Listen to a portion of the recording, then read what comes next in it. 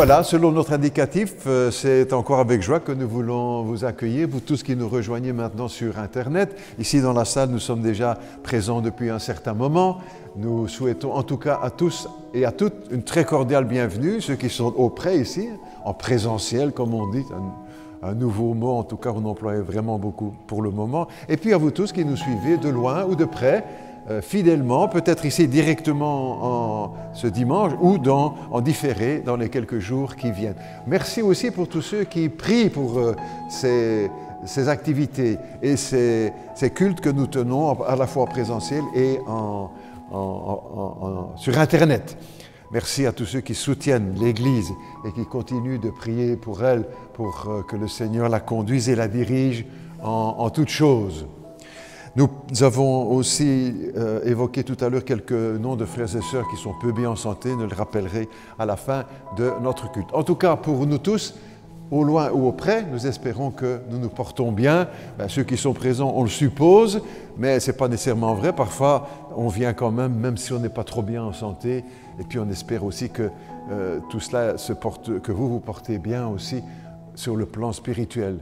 Nous vivons quand même toujours, et nous le rappelons, des moments extrêmement difficiles pour les églises, n'est-ce pas? Pas seulement pour la nôtre, mais ce Covid a empoisonné et gâché la vie de beaucoup d'églises et qui essaient de tenir la tête hors de l'eau parce que les circonstances ne sont pas faciles, vous l'avez bien compris, et nous l'avons vécu tous ensemble. Et cela a fait aussi beaucoup de mal aux églises. Beaucoup d'églises ont perdu à peu près un tiers des membres ou des personnes qui participaient à leurs rencontres. C'est des statistiques qui ont été faites, donc on fait partie un peu de cela aussi. Donc il faut continuer de s'accrocher et de tenir ferme. C'est une épreuve très difficile, très pénible pour les églises. Donc soyons vigilants aussi à tout cela et soyons dans la prière et en présence pour pouvoir faire vivre l'Église et continuer de marcher avec le Seigneur ensemble, de se fortifier dans la foi. Nous saluons aussi le pasteur Mehdi qui sera avec nous pour apporter la prédication. Nous essayons aussi d'avoir des invités dans l'Église tout au long de l'année. Il fait partie d'un des fidèles, un de nos invités réguliers. Nous le remercions pour sa présence, sa prédication et son enseignement, son ministère. Voilà, je vous propose maintenant, si vous le voulez bien, de chanter le numéro 32 dans nos carnets, c'est pour la technique. Nous voici, Seigneur, pour louer ton nom et pour te donner le meilleur de nous-mêmes, de nos dons, notre amour pour toi, nos vies tout entières, et nos cœurs crient de joie, Abba, Père. Je vous propose que nous nous mettions debout pour le chanter. On y va, puisqu'il paraît que ça passe un peu moins sur la prise de son pour que... Évidemment, on chante avec le masque, donc ce n'est pas l'idéal. Hein? Mais on y va quand même, avec tout notre cœur.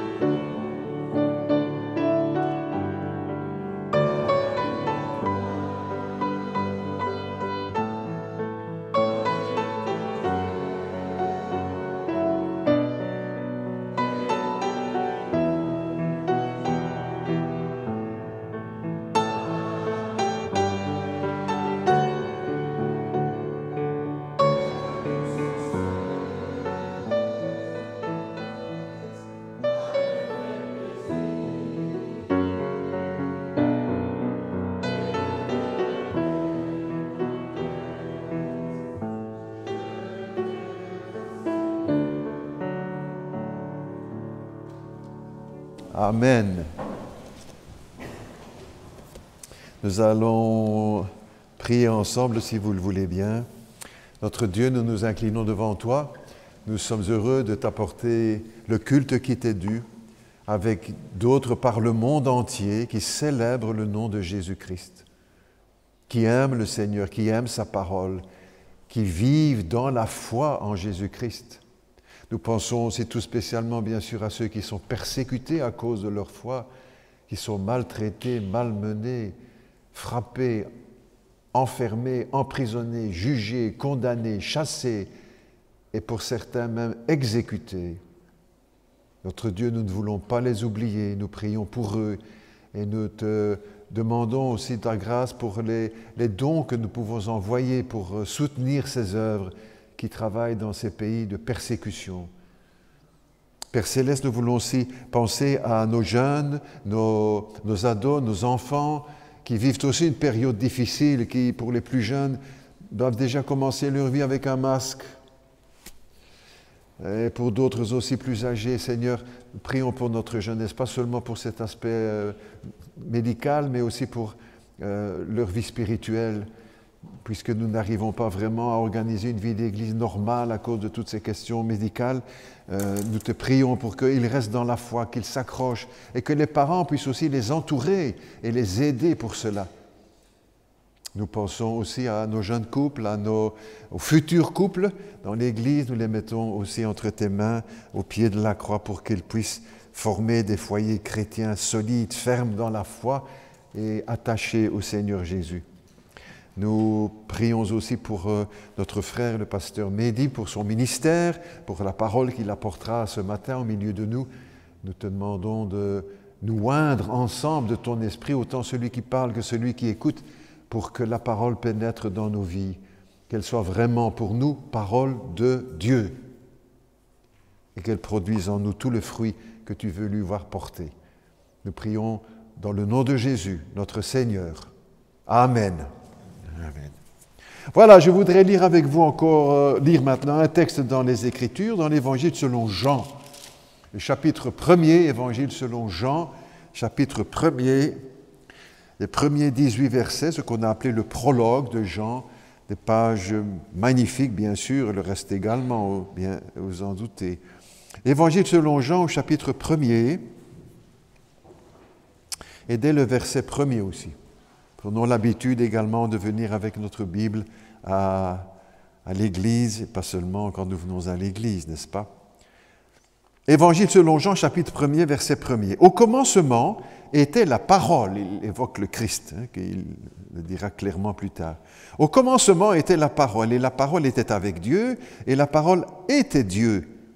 Elle était au commencement avec Dieu, et toutes choses ont été faites par elle, et rien de ce qui a été fait n'a été fait sans elle. En elle était la vie, et la vie était la lumière des hommes. La lumière luit dans les ténèbres, et les ténèbres ne l'ont pas reçue. Il y eut un homme envoyé de Dieu, son nom était Jean, Jean-Baptiste donc. Et il vint pour servir de témoin, pour rendre témoignage à la lumière, afin que tous croient par lui. Il n'était pas la lumière, mais il parut pour rendre témoignage à la lumière. Cette lumière était la véritable lumière qui, en venant dans le monde, éclaire tout homme. Elle était dans le monde et le monde a été fait par elle, et le monde ne l'a pas connue. Elle est venue chez les siens et les siens ne l'ont pas reçue. Mais à tous ceux qui l'ont reçue, à ceux qui croient en son nom, elle a donné le pouvoir de devenir enfants de Dieu, lesquels sont nés non du sang, ni de la volonté de la chair, ni de la volonté de l'homme, mais de Dieu.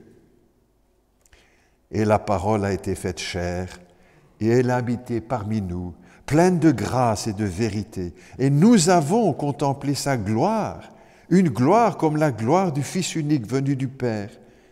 Jean lui a rendu témoignage, Jean-Baptiste, et s'est écrié, « C'est celui dont j'ai dit, celui qui vient après moi m'a précédé car il était avant moi. » Et nous avons tous reçu de sa grâce, de sa plénitude et grâce sur grâce, car la loi a été donnée par Moïse, la grâce et la vérité sont venues par Jésus-Christ.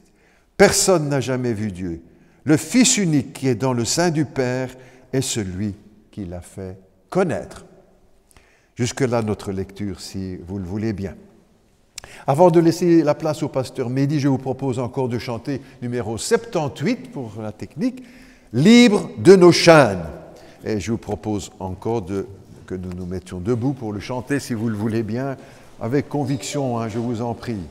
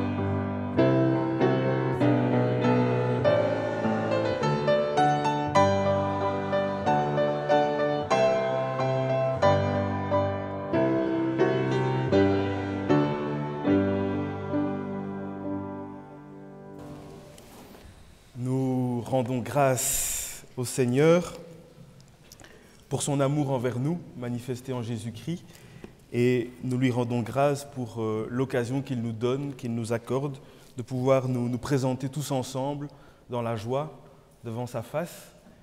Et aussi, lorsque nous nous présentons devant lui dans la joie, c'est aussi dans la joie de pouvoir l'entendre au travers de sa parole, au travers des Saintes Écritures, au travers de ce qu'il a à nous dire. Et donc, c'est dans la joie que nous voulons vivre ces instants et ouvrir nos Bibles pour faire 2 lectures ce matin.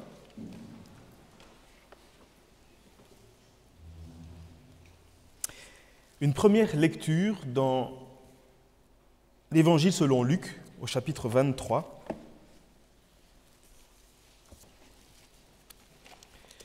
Où nous allons lire les versets 50 à 56. Luc, chapitre 23.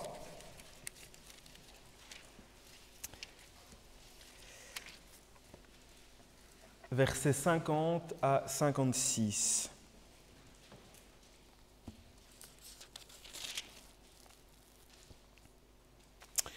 Où il est écrit « Il y avait un membre du conseil du nom de Joseph, homme bon et juste, qui n'avait point participé à la décision et aux actes des autres. Il était d'Arimathée, ville des Juifs, et il attendait le royaume de Dieu. Il se rendit vers Pilate et demanda le corps de Jésus. Il le descendit de la croix, l'enveloppa d'un linceul et le déposa dans une tombe taillée dans le roc où personne n'avait encore été mis. C'était le jour de la préparation et le sabbat allait commencer. Les femmes, celles-là même qui étaient venues de la Galilée avec Jésus, accompagnèrent Joseph, virent le tombeau et la manière dont le corps de Jésus y fut déposé, et s'en retournèrent pour préparer des aromates et des parfums. Puis, pendant le sabbat, elles commencèrent le repos selon le commandement. Amen. Un autre passage dans l'Épître de Jacques, au chapitre 5.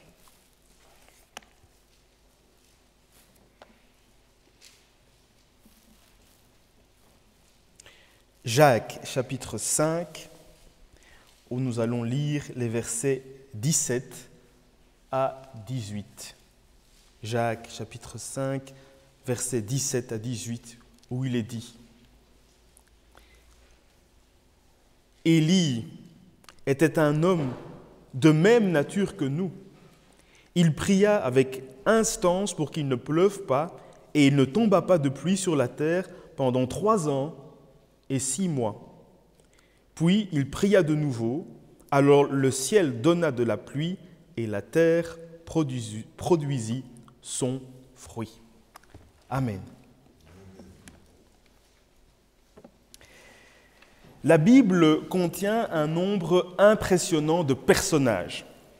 C'est un livre qui nous enseigne au travers de tout un ensemble de canaux, au travers de lettres, au travers de recueils de prières, les psaumes, au travers de textes de loi. Et dans tous les textes de la Bible, dans tous les différents types d'écrits que nous avons dans la Bible, nous trouvons un nombre impressionnant de personnages dont la vie nous est racontée. On nous raconte la vie de personnages. On nous parle de leur caractère, on nous parle de leur personnalité, on nous parle de leurs hauts faits, on nous parle de leur attachement à Dieu, on nous parle de leur piété. Et la plupart du temps, dans la Bible, nous avons affaire à des personnages hauts en couleur. Des personnages extraordinaires qui font, qui disent, qui agissent de façon extraordinaire et qui nous surprennent finalement. Des personnages merveilleux, et on peut citer tout un ensemble d'exemples de personnages bien connus et merveilleux dans la Bible. On peut parler d'Enoch, dont il nous est dit qu'il a vécu sur le regard de Dieu, qu'il avait une vie entièrement tournée vers Dieu et qu'il n'a pas connu la mort, parce que Dieu le prie. On peut parler comme grand personnage de Noé, qui s'est distingué de ses contemporains par son attachement à Dieu, qui a été sélectionné pour être le plan pour une nouvelle société humaine, qui a été ce premier avec lequel Dieu a recommencé quelque chose. On peut parler évidemment d'Abraham, le père de la foi, celui qui est le père d'un peuple nombreux, qui a obéi à Dieu, qui a accepté de quitter là où il était pour aller là où Dieu lui montrerait. Le premier croyant, le premier par qui nous avons eu la connaissance de l'existence du Dieu vivant et vrai, comme dit la Bible. Comme autre grand personnage, on peut parler de Moïse, dont il nous est dit que c'était un homme puissant en actes et en paroles. Le Seigneur lui a confié la direction d'un grand peuple, la responsabilité de sa parole. Un homme dont il nous est dit qu'il était humble, il était doux, il était fidèle. Il nous est dit de Moïse que c'était un homme très proche de l'Éternel, si bien qu'il parlait avec Dieu comme un homme parle à son ami. Moïse parlait avec Dieu comme un homme parle à son ami.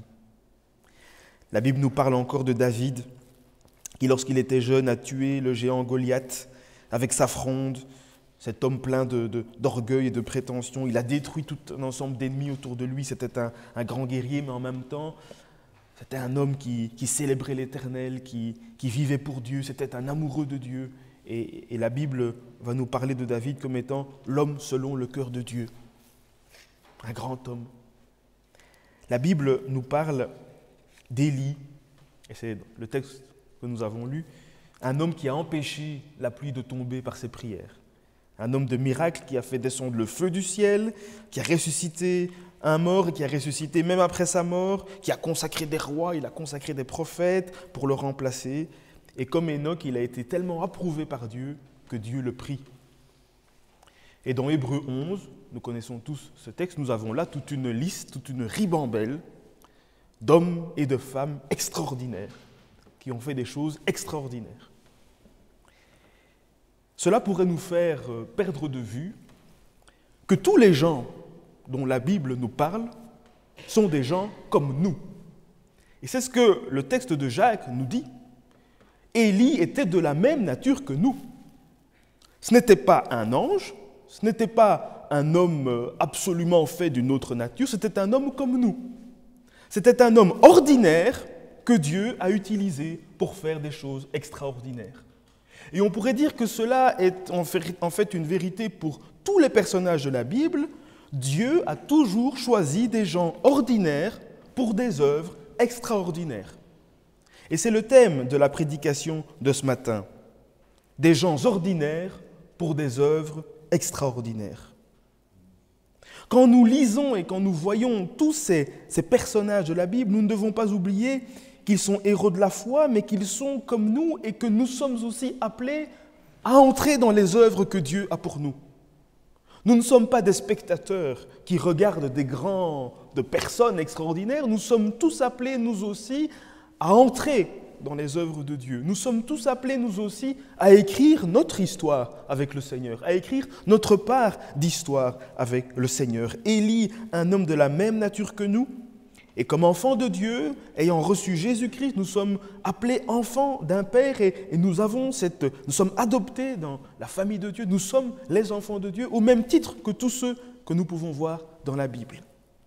La Bible nous dira, en Éphésiens 2, verset 10, « Car nous sommes son ouvrage, ayant été créés en Jésus-Christ pour de bonnes œuvres que Dieu a préparées d'avance afin que nous les pratiquions. » Nous ne sommes donc pas sauvés par Jésus pour nous tourner les pouces.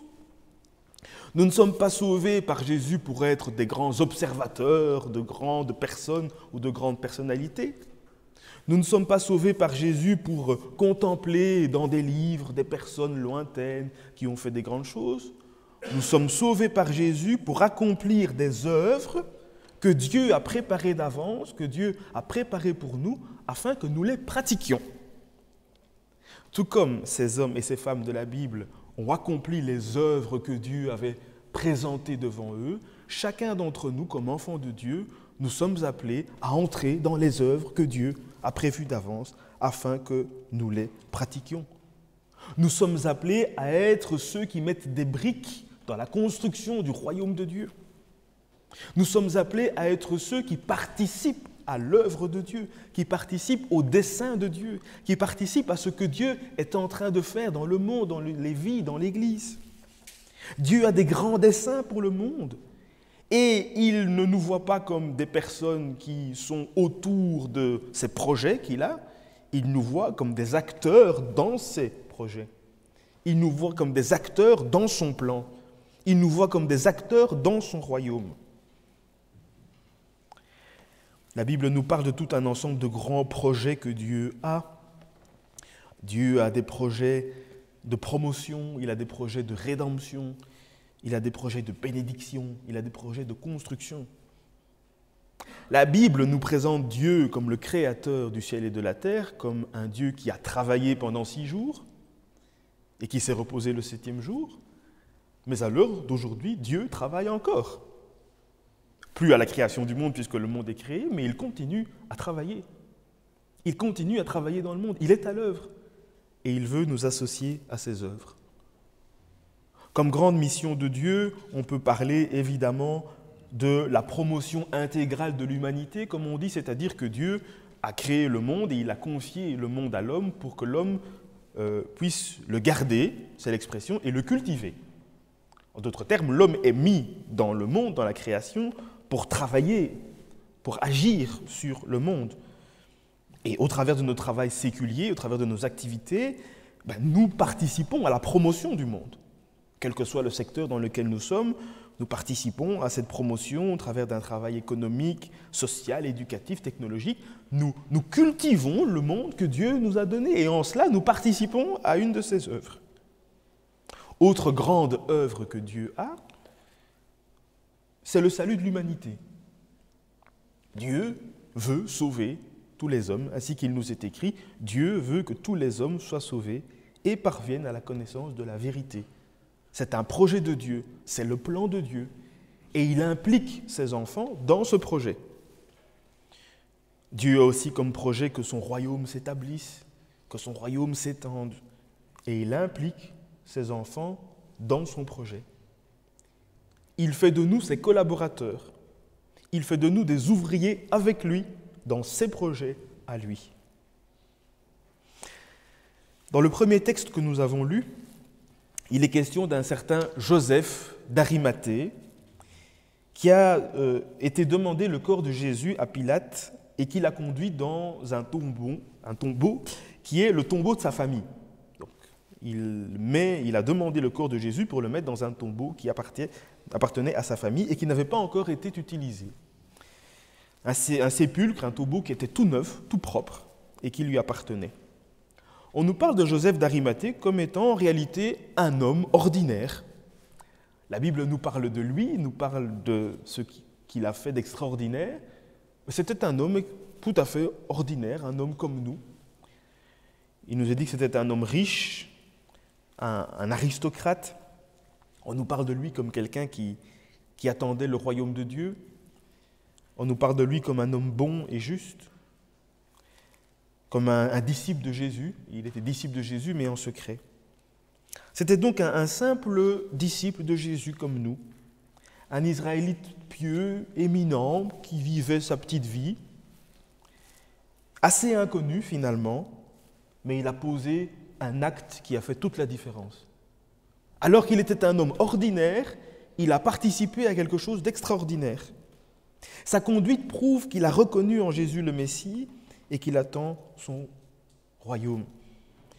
En réalité, si Joseph d'Arimathée ne s'était pas présenté pour demander le corps de Jésus, eh bien, il est fort probable que le corps de Jésus se serait retrouvé abandonné dans un lieu d'exécution ou alors dans une fosse commune. Donc on aurait mis le corps de Jésus dans une fosse commune. C'était comme ça qu'on traitait les personnes qui mouraient sur le bois. Ça a aussi une implication, c'est que si Joseph ne s'était pas présenté, le corps de Jésus aurait été mis dans une fosse commune et la Bible le prévoit, la loi juive prévoit que le contact avec le corps d'autres morts est un contact qui souille. Donc le corps de Jésus aurait été souillé, il aurait été mis là dans une fosse commune avec d'autres, alors que par l'action de Joseph d'Arimathée, le corps de Jésus a été préservé, il a été mis dans un lieu propre, sa dépouille a été honorée. Cet homme ordinaire, il est entré dans l'œuvre que Dieu avait pour lui. Il a pris sa place dans l'histoire du salut. Il a pris sa place dans le plan de Dieu. Et comme l'ont fait tant et tant de personnes dans la Bible dont on nous parle, qui par des gestes finalement anodins sont entrés dans les œuvres de Dieu. Ils ont pris place dans le dessein de Dieu. Ils ont eu une empreinte dans l'histoire du projet de Dieu, alors qu'ils étaient des personnes ordinaires, comme nous. Dans le même passage de Joseph d'Arimathée que nous avons lu, il nous est aussi parlé de l'action des femmes de Galilée. Les femmes de Galilée, ce sont des femmes qui ont été voir le corps de Jésus et qui ont préparé des aromates et des parfums parce qu'elles souhaitaient lui amener le dimanche matin, jour de la résurrection. Ces femmes dont il nous est parlé sont des femmes fidèles qui ont suivi Jésus tout au long de son ministère. Elles ont été les premières à découvrir la résurrection, elles ont fait la rencontre de l'ange et elles ont été les premières à annoncer le message, à annoncer la résurrection de Christ. Il nous est dit que ces femmes étaient des femmes qui suivaient Jésus partout, alors qu'il prêchait, qu'il annonçait l'Évangile, et il nous est parlé de certaines d'entre elles qui l'assistaient de leur bien. Tout un ensemble de femmes qui ont suivi Jésus, qui l'ont accompagné dans son ministère. Des femmes dévouées, consacrées au Seigneur, qui le suivaient, qui le supportaient, qui l'aidaient. Dans un monde où finalement on pense parfois que les femmes sont mises de côté, nous voyons dans la Bible qu'elles sont valorisées, qu'elles ont un impact. Mais en même temps, c'était des femmes comme les autres. C'était madame qui passe dans la rue, c'était des simples dames qui se consacraient à Dieu avec leurs biens, avec les aromates qu'elles avaient achetés, avec leurs petits rien du tout. Elles ont participé à des grandes œuvres de Dieu. Ainsi, chaque croyant est appelé à jouer son rôle là où Dieu l'a placé. Et chaque croyant, comme homme, femme ordinaire, est appelé à participer aux œuvres extraordinaires de Dieu. Dans des actes simples et ordinaires de la vie, nous pouvons avoir des effets extraordinaires par l'action du Seigneur. Un acte ordinaire que nous posons est pris par Dieu, est vivifié par l'Esprit de Dieu et a des effets extraordinaires. Voilà notre appel comme enfant de Dieu. Cela peut se faire de tant et de tant de façons. En devenant une personne qui étudie la parole de Dieu. Personne anodine dans sa petite maison, dans sa petite cuisine, qui étudie la parole de Dieu, qui lit la Bible, qui cherche à comprendre la Bible, pour mieux la comprendre, pour mieux la partager. Cela peut être une grand-mère ordinaire, un grand-père ordinaire, mais qui transmet l'Évangile à ses petits-enfants.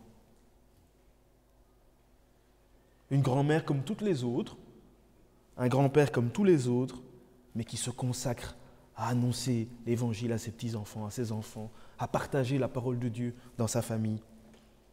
Il nous est dit que le Timothée de la Bible, le Timothée bien connu dans la Bible, était un Grec et il nous est dit dans la Bible que la foi qu'il avait était déjà dans sa mère, Eunice, et dans sa grand-mère, Loïs.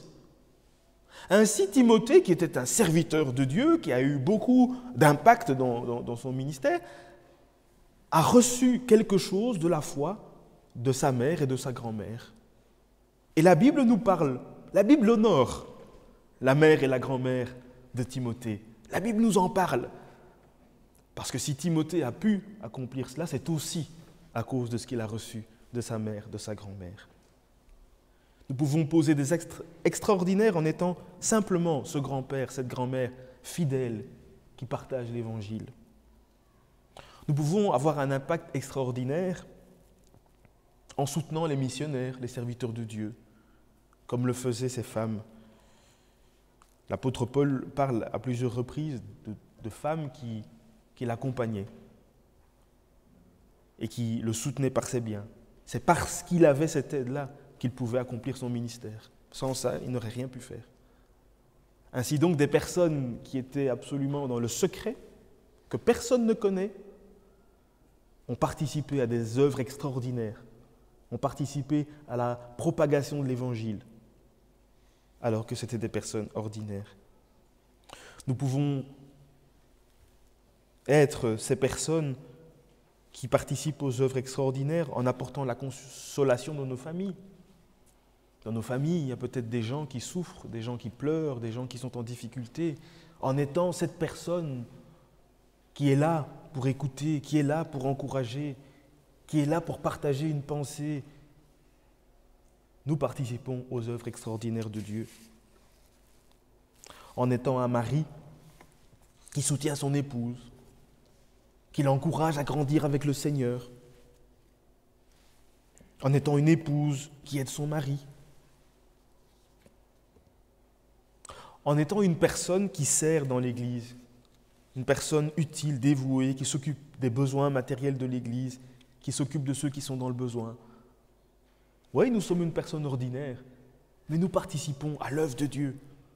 Nous participons aux œuvres extraordinaires de Dieu. En étant un simple témoin de ce que Dieu a fait dans nos vies. Quand Jésus guérissait des malades, quand Jésus libérait des personnes démoniaques, il arrivait qu'il leur dise « n'en parlez à personne ». Eh bien, ces personnes étaient tellement dans la joie de ce que Jésus avait fait pour eux, que c'était plus fort qu'elles, elles partageaient le témoignage de l'action du Seigneur. En étant ce témoin de ce que Dieu a fait pour nous, autour de nous, en disant « voici ce que Jésus a fait pour moi, voici ce que Dieu a accompli dans ma vie », par cette simple parole, ce simple témoignage, nous participons aux grandes œuvres de Dieu. En étant un papa ou une maman modèle,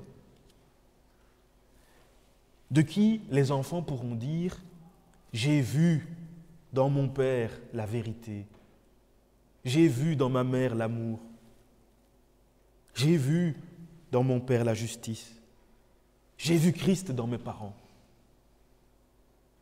Nous sommes alors là un simple parent. Nous ne faisons pas arrêter la pluie, nous ne faisons pas couper la mer Rouge en deux, Et pourtant, nous sommes extraordinaires et nous participons aux œuvres de Dieu dans la simplicité de notre vie. En étant une dame âgée ou un frère âgé qui donne des conseils aux plus jeunes.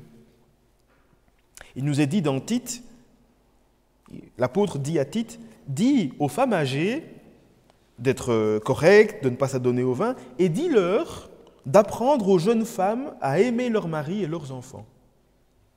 En d'autres termes, la femme âgée, la sœur âgée, elle n'est pas là pour être maintenant spectatrice en disant ben voilà, tu es trop âgée maintenant, voilà, on n'a plus besoin de toi. Elle peut encore, dans son vieil âge, être utile aux œuvres de Dieu, en donnant des conseils aux jeunes femmes, aux jeunes sœurs, aux personnes qui sont autour d'elle, en partageant son expérience de vie, en partageant sa sagesse. Et le jeune qui est là part avec cette sagesse, cette intelligence qu'il a reçue pour bâtir sa vie. Et en cela, elle a un impact. Nous sommes extraordinaires lorsque nous sommes un jeune chrétien engagé dans le monde, simple, mais qui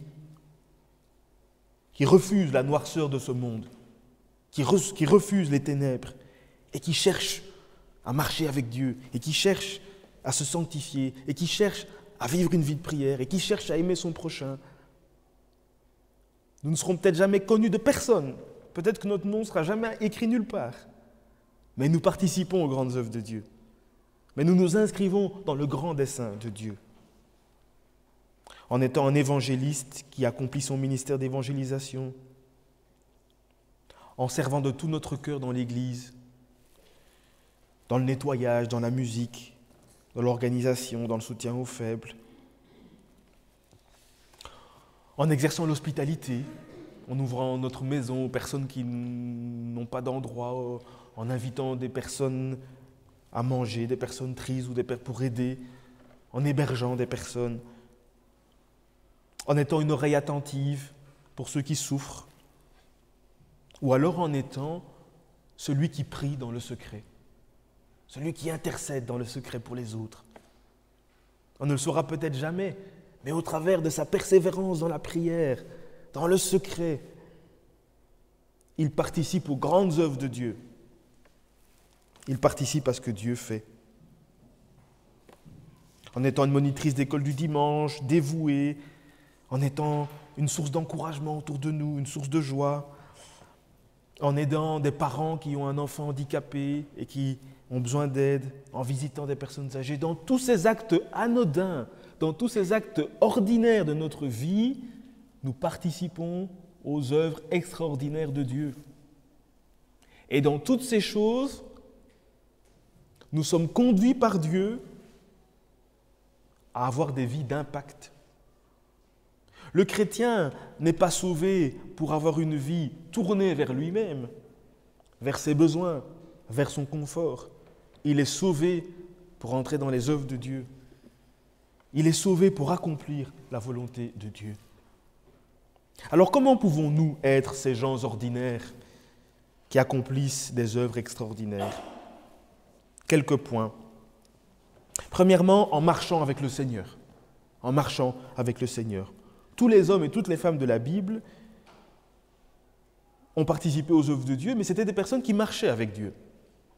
Ce n'étaient pas des personnes qui vivaient à l'encontre de la parole de Dieu, qui se fichaient des commandements de Dieu. Ce n'étaient pas des personnes qui vivaient comme ça, c'était des personnes qui marchaient avec Dieu, qui étaient attachées à Dieu. Elles avaient leurs faiblesses, elles avaient leurs imperfections, mais elles marchaient avec Dieu. Ainsi donc, la première condition, c'est que nous puissions être des personnes qui marchent chaque jour, quotidiennement, avec Dieu.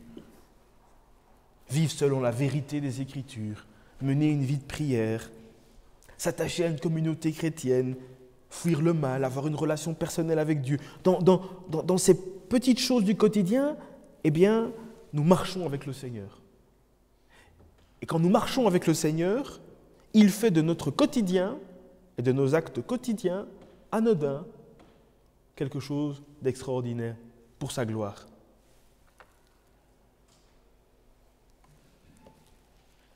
En marchant avec le Seigneur, nous pouvons nous inscrire dans les œuvres de Dieu.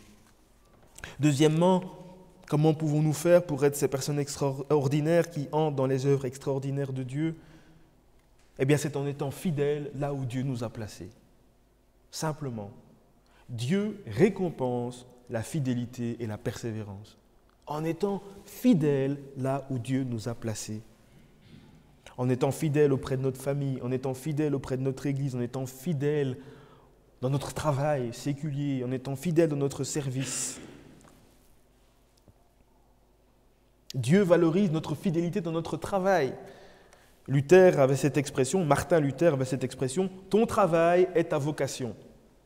En d'autres termes, notre travail séculier, ce que nous faisons dans la vie, ce n'est pas quelque chose à négliger. La Bible nous dit que nous devons le faire comme pour le Seigneur. Ceux donc qui demain matin vont se réveiller avec difficulté pour recommencer une nouvelle semaine, peuvent le faire pour le Seigneur. Dans le quotidien de leur travail, ils peuvent agir pour le Seigneur. En étant fidèles là où Dieu nous a placés, dans le rôle qu'il nous a donné, dans notre famille, rôle d'éducation, rôle de soutien, rôle de stabilité, rôle de soin, en étant fidèles là, auprès de nos enfants, auprès de notre époux, en étant engagés, impliqués, en étant vraiment là, en étant fidèles dans notre travail d'instituteurs, de maçons, de professeurs, de boulangers, d'étudiants, de bénévoles, de retraités, de mères au foyer, de chômeurs.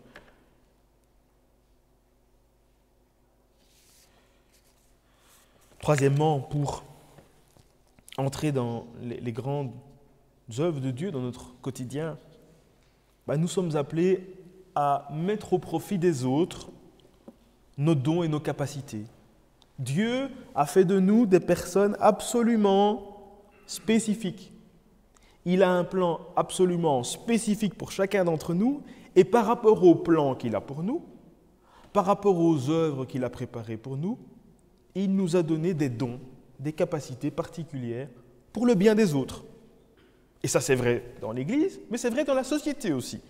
Nous sommes capables de faire des choses que les autres ne savent pas faire. Nous sommes tous spécialistes de quelque chose. Dans cette salle, il y a forcément quelqu'un qui est plus spécialiste dans une chose que tout le monde. Par exemple, il y a une personne qui pourrait être spécialiste de telle recette. Ça voudrait dire que dans cette salle, c'est la personne qui est le plus expert dans cette recette de ce plat-là. Mais dans cette salle, il y a peut-être quelqu'un qui a des capacités en comptabilité que personne d'autre n'a. Dans cette salle, il y a peut-être des personnes qui peignent, des personnes qui jouent de la musique, des personnes qui sont peut-être dans des métiers d'aide, des métiers de soins, des métiers psychologiques. Nous avons tous une spécificité, nous avons tous des dons spécifiques que Dieu nous a donnés et nous devons nous atteler à les connaître pour entrer dans les œuvres de Dieu. Un don d'encouragement, un don de sagesse, un don d'écoute, un don de foi, un don d'organisation, des capacités musicales, des capacités sportives, des capacités administratives, des capacités intellectuelles, des capacités manuelles. Il y a des personnes qui ont un don de bricolage, qui savent tout de suite qu'il faut faire pour arranger. Eh bien, dans tous ces dons-là, quand nous les mettons au service de Dieu, lorsque nous les mettons en œuvre en étant attachés au Seigneur, eh bien, il peut utiliser ça pour sa gloire. Enfin, rappelons-nous que Dieu utilise aussi nos limites pour sa gloire. Nous avons tous des tares dans notre vie, des imperfections, des faiblesses. Eh bien, si nous marchons avec Dieu, il peut même faire de nos limites et de nos tares des forces. Dans le monde chrétien, nous connaissons bien le témoignage de Nick, ce monsieur qui n'a ni membre supérieur ni membre inférieur. Il n'a ni bras ni jambes. Et pourtant, sa vie est une vie d'impact. Sa vie est une vie extraordinaire. Il parcourt le monde pour encourager. Il écrit des livres. Il console. Il est un témoignage. Parce que même dans les limites qu'il a, Dieu l'utilise. Eh bien, nous aussi, dans nos limites, Dieu peut nous utiliser. L'apôtre Paul disait que la puissance de Dieu s'accomplissait dans sa faiblesse. Eh bien, même nos faiblesses, nos imperfections, si nous nous engageons à marcher avec le Seigneur, eh bien, il peut les utiliser pour sa gloire. Nous avons parlé d'hommes extraordinaires de la Bible, mais n'oublions pas que Moïse avait des problèmes pour parler, que Pierre était un impulsif, que Paul avait persécuté l'Église, que Samuel avait des enfants désobéissants. Et pourtant, Dieu les a utilisés. Nous sommes des gens ordinaires, tous dans cette salle. Mais si nous marchons avec le Seigneur, si nous marchons selon sa volonté, si nous nous investissons pour son royaume, si nous sommes fidèles et engagés là où il nous a placés, eh bien nous pouvons participer aux œuvres extraordinaires de Dieu. Que ce soit donc notre chemin à tous et à toutes ce matin. Amen.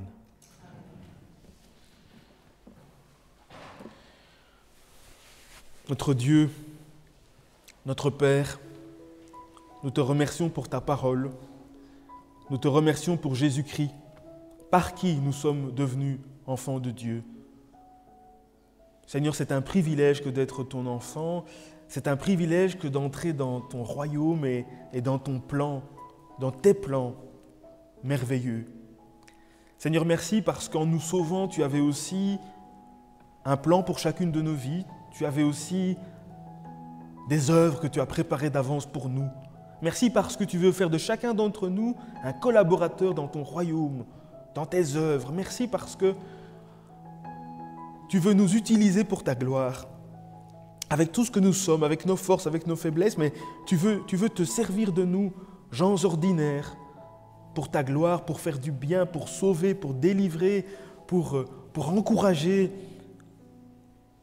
pour prendre soin. Seigneur, merci parce que tu veux utiliser chacun d'entre nous. Nous voulons te prier ce matin, après avoir écouté ta parole, te demander de nous aider les uns et les autres à prendre au sérieux notre quotidien, pour être à ta gloire dans chaque acte de notre quotidien, pour faire ce que tu nous appelles à faire là où tu nous as placés, pour nous engager, Seigneur, dans tes grandes œuvres. Apprends-nous, Seigneur, à marcher selon toi, apprends-nous à être à l'écoute de ta voix, apprends-nous à être là où tu nous attends, à faire ce que tu veux que nous fassions.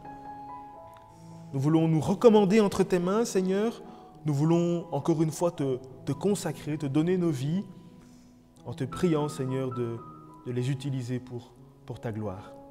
C'est notre prière que nous t'adressons par Jésus-Christ. Amen. Nous allons maintenant chanter ensemble le chant 102 dans nos carnets. Nous t'adorons, ô Père, dans ton temple.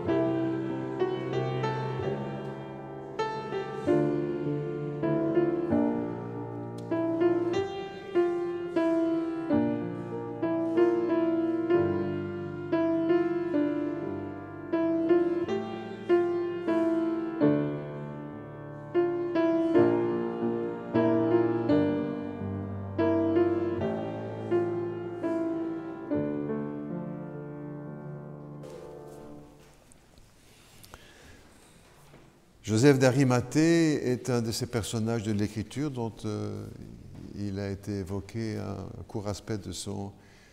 Il a été, semble-t-il, disciple pendant un temps en secret.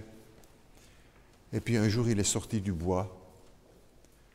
Il a osé aller demander à Pilate le corps de notre Seigneur. Il est des moments où dans nos vies, nous devons savoir oser sortir du bois pour dire notre foi, pour vivre notre foi. Et ce que nous faisons aussi ce matin ensemble est ce témoignage. Nous affirmons, nous redisons que nous sommes disciples de Jésus-Christ, que nous croyons en lui, en sa mort, en sa résurrection, en ses miracles, en son prochain retour. Nous rappelons le sacrifice de Jésus-Christ de Golgotha. Le pain nous rappelle le corps du Seigneur Jésus. Le vin nous rappelle le sang du sacrifice. Ce n'est pas seulement un exemple que Dieu a voulu donner au travers de son Fils, c'est payer le prix de nos péchés, nous racheter de nos fautes, nous sauver de la perdition, en payant à la croix le prix de nos péchés. Nous voulons inviter à ce repas tous ceux qui sont convertis, les nouveaux, qui se sont fait baptiser, qui veulent suivre le Seigneur, qui ne sont pas nécessairement parfaits, ça n'existe pas, nous le savons, mais qui marchent dans la paix avec Dieu en suivant le chemin qu'il a préparé pour nous. Et avant de prendre le pain et le vin, je vous propose que nous ayons un moment de recueillement et de prière. Chacun, nous nous plaçons devant le Seigneur. Nous avons des choses à dire, pas besoin de les dire devant tout le monde, mais dans le secret de notre cœur, et qu'il entende nos prières maintenant et veuille nous exaucer. Notre Dieu, nous faisons silence dans notre assemblée, mais nos cœurs te parlent. Et tu entends toutes choses.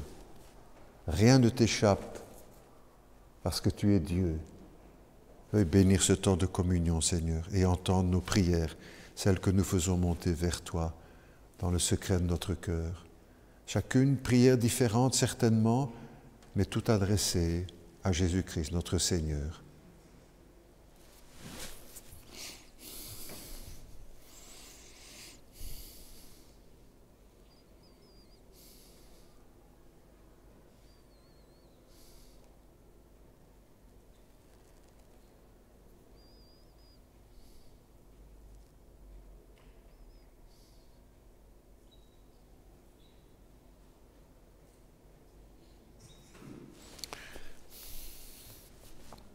Notre Dieu et notre Père, nous nous souvenons maintenant de la croix de Jésus-Christ, avec des millions d'autres de par le monde qui croient au Seigneur Jésus, à son sacrifice, à sa mort,